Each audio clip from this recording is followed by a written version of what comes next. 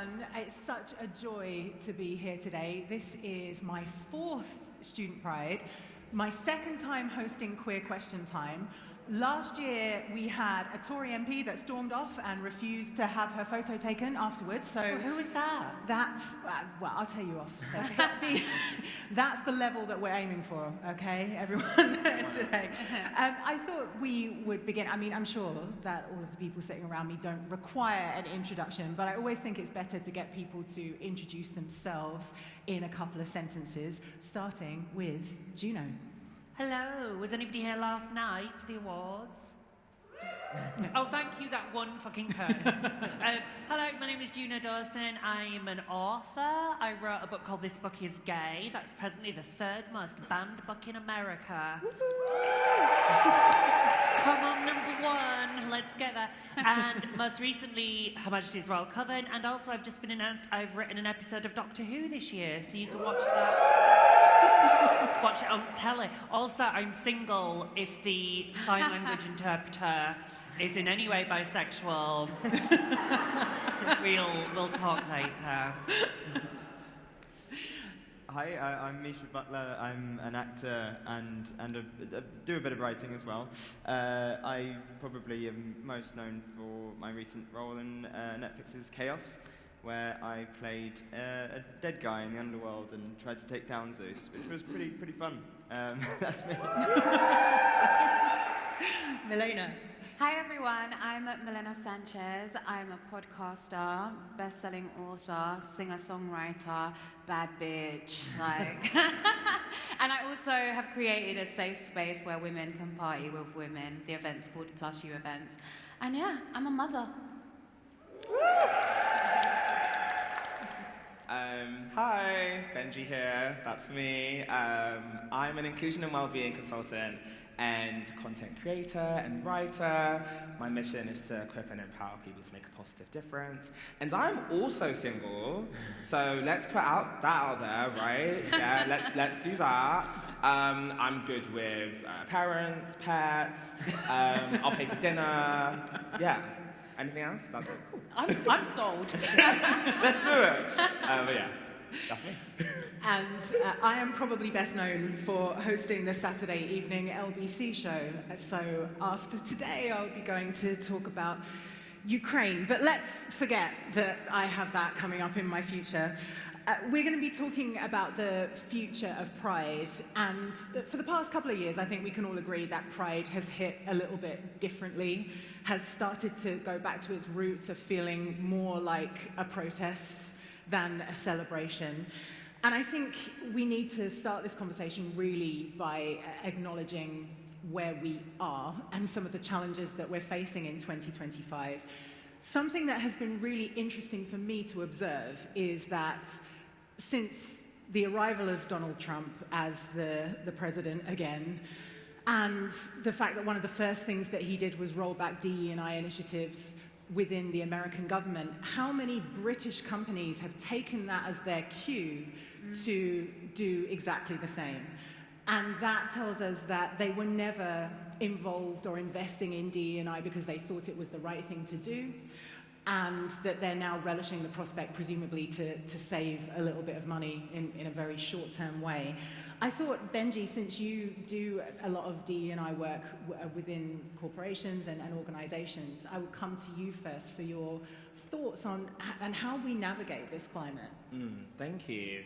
Yeah, so as one of the many roles that I play in my work, I am a HR consultant, so I work with organizations in the UK and around the world on inclusion and well-being focused initiatives. And so DEI is at the heart of what I do as part of that. And the one thing that I just find really absurd about this whole DEI rollback thing is that ultimately, when we're talking about DEI, a lot of people think we're talking about, let's call a spade, right? People of color, or like queer people, right? But we're talking about everybody. Yeah.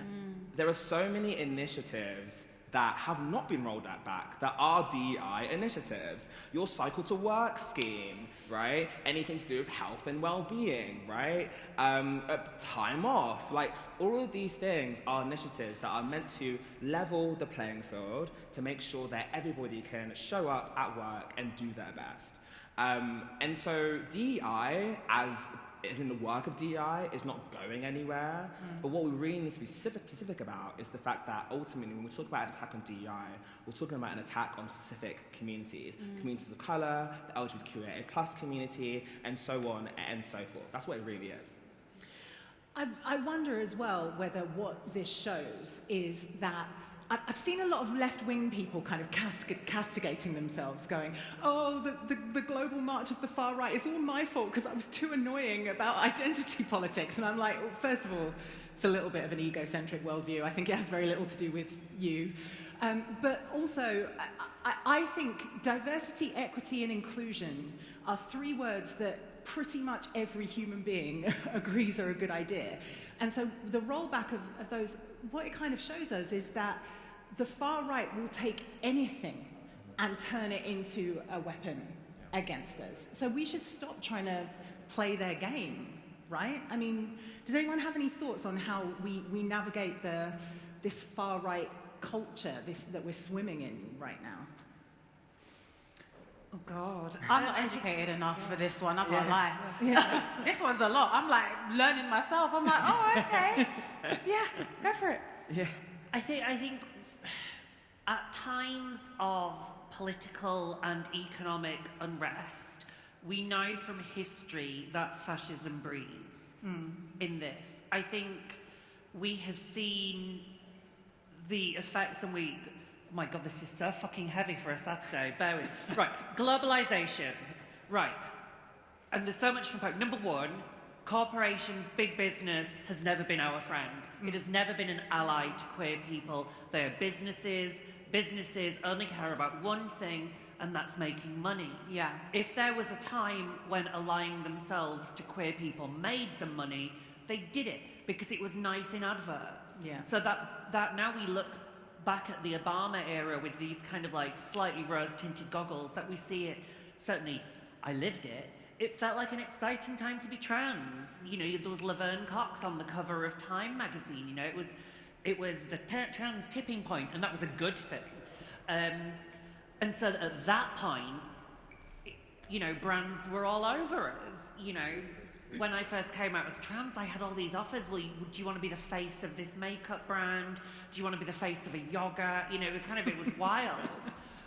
Whereas, but at the time, it was never about because we want to help the trans tipping point. It was because we think this looks good. We can make money this way. The side effect of globalization, of the fact that that yogurt they wanted me to advertise was made in Peru or something, meant that it has destabilized local economies all over the world, creating an economic uncertainty, which has led in this country to anti-immigration sentiment, because people look upon migrants as coming to the country and stealing resources, which has never been true and will never be true.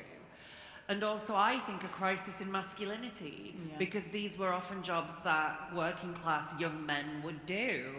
And so then we've had the rise of people like Andrew Tate, Jordan Peterson. So we're in the middle, oh my God, I'm just gonna keep going. We're in the middle of a perfect fucking storm. Yeah. A perfect storm of shit, where it is so much easier to blame a twink with pronouns than it is to actually look at because the real cause of the discomfort in the West at the moment is incredibly complicated. Yes. Like, sidebar, fucking TERFs.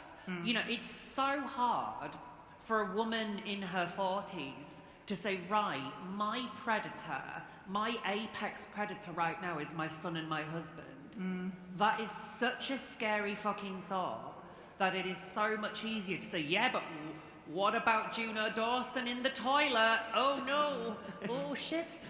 Yes, that's what I'm doing. So I don't know how the question began, but I think that's how we find ourselves here. Yeah. Because attacking queer people, people of colour, migrants, people with disabilities is so much easier if you're thick. Yeah, and you say that that's heavy for a Saturday, but this is what all my nights out with my friends sound like. There's just wine. If there was wine here right now, it would be identical. But yes, to everything that you said. And that kind of brings me back to my original point about it feels like Pride is becoming more of a protest again. Obviously, that's how it began, but it's sort of metamorphosized into more of a celebration, and now we're refining our roots. Milena, I wonder, is that something that you agree with? Yeah, I think it's super important. And listen, I'm a petty babe. I'll take it to social media and call out the corporations because sometimes it has to be done. And I don't believe that you have to have like thousands and thousands of followers to have a voice. Like for me, it's about everybody coming together and saying, hey, this is not right. And you know what? There needs to be more people who are in these spaces at a higher level who are part of the community to carry on pushing these things because it's super important. Like I can't imagine going into work and feeling unsafe anyways to now feeling like, rah, I've got nobody to support me. And if I come across, somebody, discrimination, who can I go to?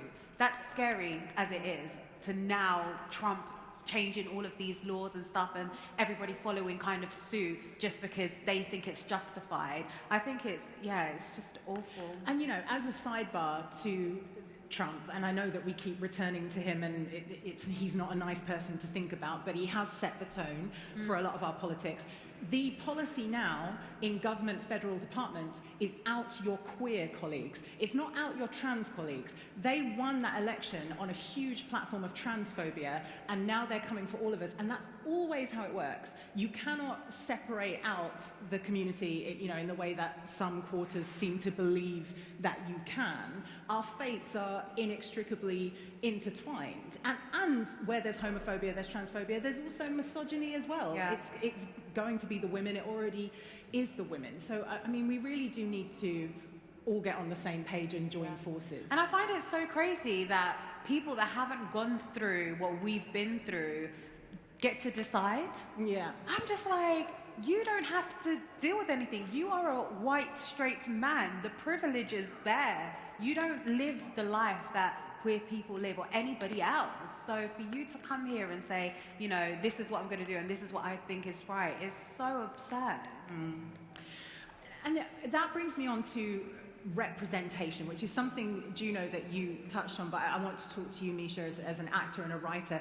There is a perception, I think, that we have just lived through the golden age of queer representation in media. What do you think is going to happen next? I think it's interesting. There's definitely been a big surge in queer representation in media, and I think that my experience of it, over the last 10 years or so that I've been working in it, has been this huge movement towards much more. The perception, the lens has shifted, I think, and I think that that's really down to people like Juno and other people who are doing the work to actually get behind the camera as well. Because I think, like you were talking about with brands, it was the exact same with Hollywood, where they loved putting as many diverse people in front of the screen.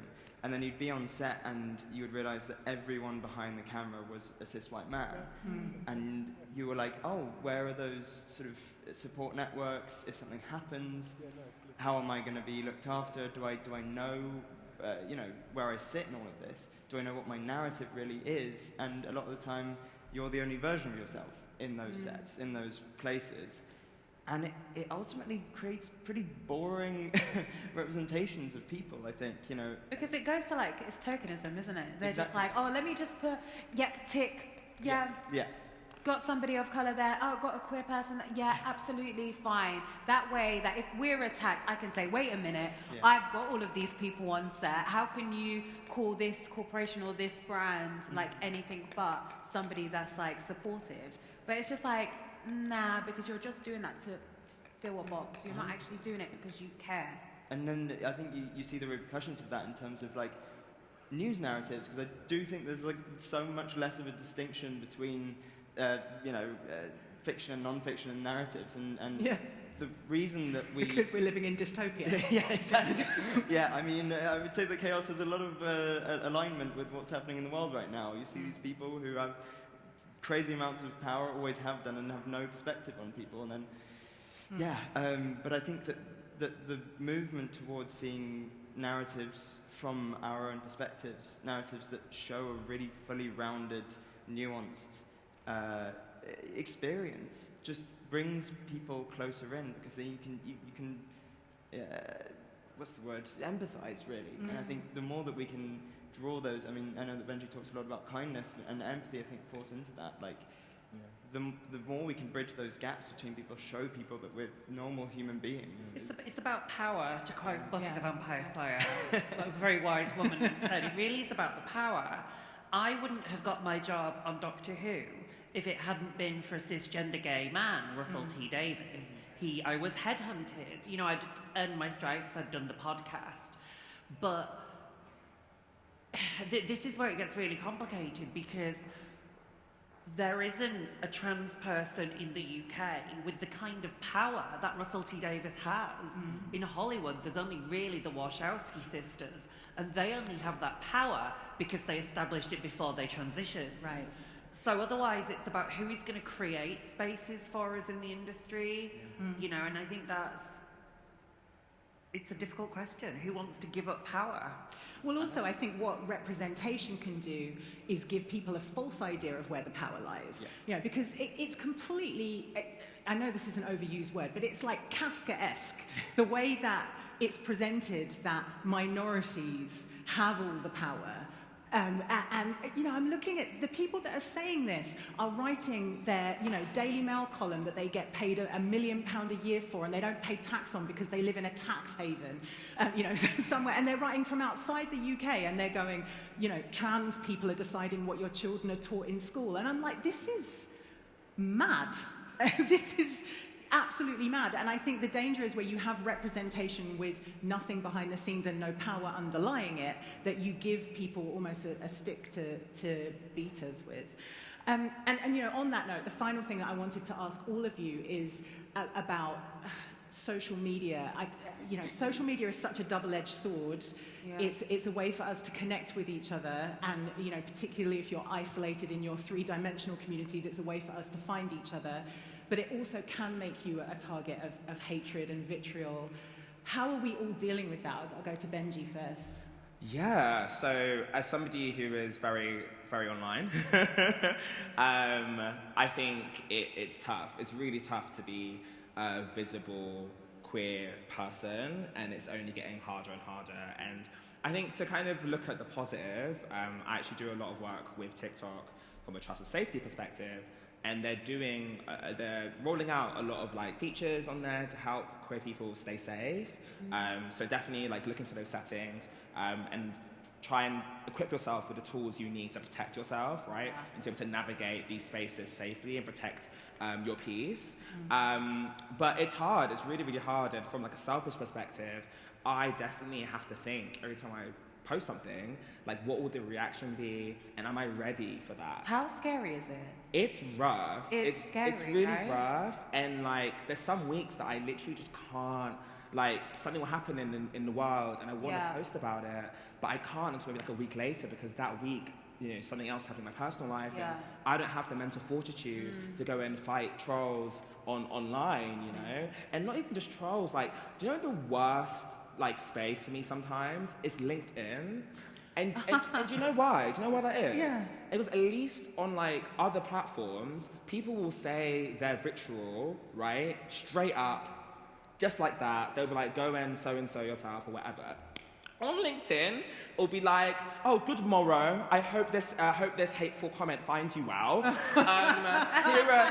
Here is why I'm going to over-intellectualize my bigotry and place it right into your comment section. And because I've used all of this fancy terminology, you know, and you know, you have to take what I'm saying seriously. And it's like, no, this is still bigotry. And I really want to curse you out right now, but I can't because it's LinkedIn. Sometimes I do anyway because he's gonna stop me, right? But that can be the worst thing. Like, it's really, really rough. But I guess again, spinning the block, I think it's really about equipping yourself with the tools that you need to do this work, because we can't pour from an empty cup, right? So you really need to figure out what you need to do to be able to keep going, right, and not burn out. So that's what I try and do, and that's what I try and tell my audience to do as well. Yeah, I think it is very difficult. As somebody that is engaged to another woman, we just had our engagement party yesterday. Congratulations.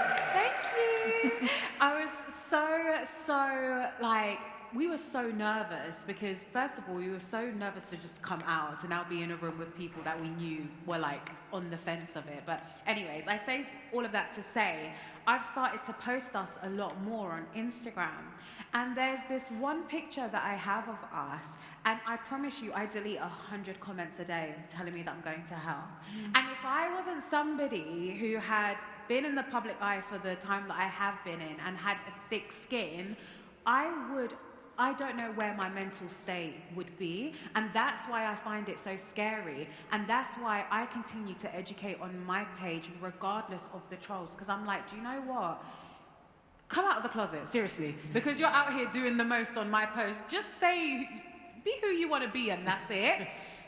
But that's why I'm so big on living the life that you want to live for you and not for others. Don't live this life because you want validation from other people. Absolutely not. Like, social media is all a facade. It's all fucking fake. We think that, oh my God, this person's living a perfect life, and look, how can they just be so openly gay, like my instance. But it's not, because you don't understand what's happening in the background. You don't understand the trolls that are in my DMs, in my comments on a daily basis, and what it is that I have to deal with. And like you said, I feel like it is a double-edged double-edged sword. Yeah. Sorry, I'm Colombian. I don't know how to say these things. Double-edged way sword, whatever. Because it's like you use the platform to educate people, and for you to be there so other people can relate to you and to be that safe space for people. But also that means you open up yourself to a pool of hatred and, homophobic people. And at what point is it like, oh my days? It makes you like question, like, am I doing this? For what reason? But listen, I always have so many amazing people in my DM saying thank you for doing what you're doing. Like, especially as a Colombian woman, as a Latina, like, there aren't many of us British queer Latinas that are out there. And I wish I had somebody to look up to when I was younger, to be like, hey, she's Colombian, she's queer. What I'm feeling is absolutely normal, and I have somebody there that I can feel safe with. So yeah, it's difficult, but also I give myself breaks. Like you, I'm like, I can't do this today because I'm gonna cuss someone's mum, and I don't want to do that. But sometimes do it. I hate it. Sometimes do it. Like, sometimes don't self-censor yourself. Do you know what I mean? Charlie Craggs. We all know Charlie. Do you know what? Yeah. Do you know what's so crazy that you're saying that? Because sometimes I do argue with strangers on the internet, and I think you got me fucked up if you think that because I've got a blue little badge on here that I'm not gonna cuss you out. Nah. I'm going to suggest something so radical. Go on. It recently occurred to me, a bit like how the yogurt people didn't want me to be trans. Elon Musk, not an ally. Mark Zuckerberg, not an ally. No. Jack Dorsey, whack job. I think, what's the old slightly racist-y saying about you can't dismantle the house with the master's tools or something? I think social media, what started as a way for us to talk about Bake Off and take pictures of our cakes, has become what I would call a queer mind weapon. I think now they want us continually plugged in to a stream of negative messages designed to make us anxious, designed to make us scared. Fear and anxiety are not good for making active protesters or an active resistance. Princess Leia was not on LinkedIn. I'm just going to say that. The Jedi were not on Instagram. And I think it might be time to start regarding social media as something that we might need to remove ourselves from. And this is really hard when I imagine that all 5 of us on this panel are in some way making some sort of an income from those tools. but I do not think those tools are good for us. And I know there's always been that thing of, yeah, but what about community? There is no more only gay in the village because the village has gone worldwide. But I think these apps might be toxic and poisonous, and we owe it to ourselves to be in the real world. Because I tell you what, since I've walked into this room, no one has said, but can we just talk about my questions about whether or not you're real? Those conversations don't happen in real life. By and large, people don't cuss you out in the street in the way that somebody would say to me on social media, yeah, but you still look like a man. That doesn't happen to me in real life because I'm so fucking beautiful. But I want you to think about that really carefully. Think about the balance in your life of the shit you get, because I'm sure as queer people we have all got shit. But what percentage of the shit did you get in real life compared to the percentage of shit you got online? And then we need to start asking really big questions about why are we taking this shit? Like if somebody came up to you on the street and said, could you please hold this bag of shit? You would say, I'd rather fucking not. And yet online, we've come to accept it as this normal part of our lives.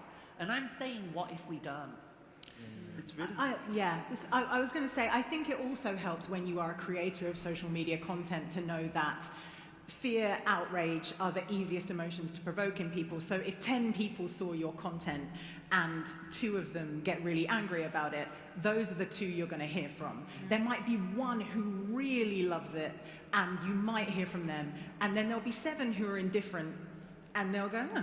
Or they'll go, oh, that's quite cool. And that's the majority of people, actually. And you don't get that experience online. You just feel like everyone's shouting at you. I mean, Misha, how do you cope with it all?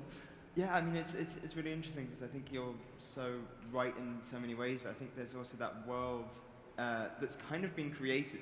We've discovered a new planet, and people have colonized it, really. And as you say, like the Musks and the Zuckerbergs have colonized this technological planet, and so much of it, you know, I definitely found a lot of my identity through social media when I was a kid. I don't know, you know, what stages I would have been at if I hadn't, but also, like, I think that equally, like you said, I see so much hate, and I long ago got off X or Twitter or whatever it was back then, because I just, even though I was following no one that was bigoted, they were talking to bigoted people, and I couldn't get away from it. It just feels like we take it for granted now that social media will always be there. What if it wasn't? You know, we all got rid of fucking black and white TV and nobody mourned the loss of that shit. So I don't think we have to tolerate this. I think in the time being, the stuff that you're doing, Benjy, is so important. The work with all these, obviously, however much it's kind of lip service is another question, but as much work as we can do to educate ourselves about these things we can put in place, because also I think there's a general sense that we shouldn't filter what we're receiving, because if we do, then we're not, you know, listening to the wider world. We're putting ourselves in a bubble. But when you're filtering out hate and abuse, it's like you said, and both of you said, like, actually, by not clicking on the requests, or by, you know, filtering out certain words and all those sorts of things, you are just preventing yourself from hatred, which isn't a normal thing, you know, like, it comes out of fear, and fear is also what breeds divisions, and it all feeds into a big feedback loop that we're experiencing. Digital self-care is so important. If anybody is interested in how practically to practice digital self-care, there's a great little charity called Glitch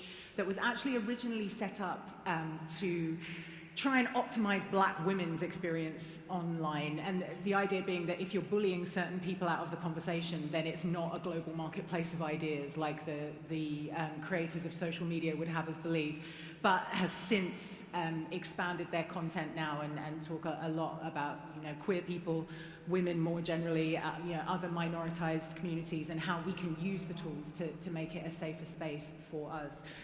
Thank you so much to all of you. It has been a joy. That is it. Oh my God, I just talked for like 7 hours. But we all enjoyed listening to you. But we haven't talked about the future of Pride. Okay. It's the future of Pride. What is the future of Pride? Now, we're on a time schedule here now, guys. So I'm going to have to ask you in a few sentences, what do you think is the future of Pride? I will come to Benjy. You look ready to go. Are you ready to go? I'm ready. Let's do All it. right. Yeah. So I think the future of Pride is about all of us using our circle of influence to make a difference, right? I think the world outside is so scary, the world on our phones is so scary, but we all have power, right? Whether it's within your school communities, your university communities, whether it's with your following online, whether it's in your workplace, like whether it's educating ignorant people in your family, like we can all make a positive difference. And I feel like the future of Pride is all of us using the tools that we have available to us to try and push for a better future. That's the future of Pride. Nice. Milena. The future of Pride for me is like celebrating who you are authentically and not feeling like you have to conform to anything or to be something that you're not to please other people. I think finding your community, realizing that you are enough, you are normal, the things that you're feeling are okay, and to not isolate yourself and feel like alienated. There are other people out there, as much as you think don't relate to you or they don't understand what it is that you're going through, there are so many people. So the future of Pride for me is being your true authentic self, celebrating that and finding that community that resonates to you. Misia.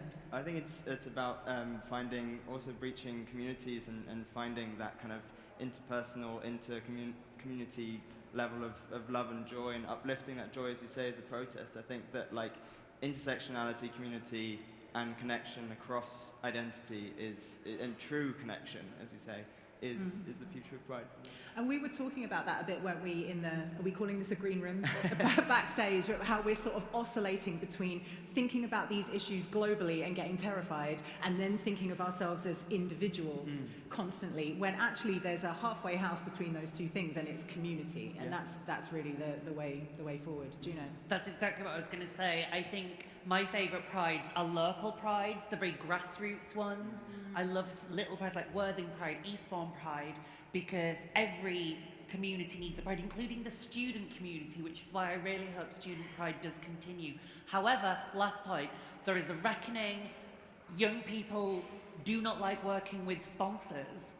The only way you can have an event like this is with sponsors. So there is going to be a reckoning. Do young people, do Gen Z, do Gen Alpha want events like this or not?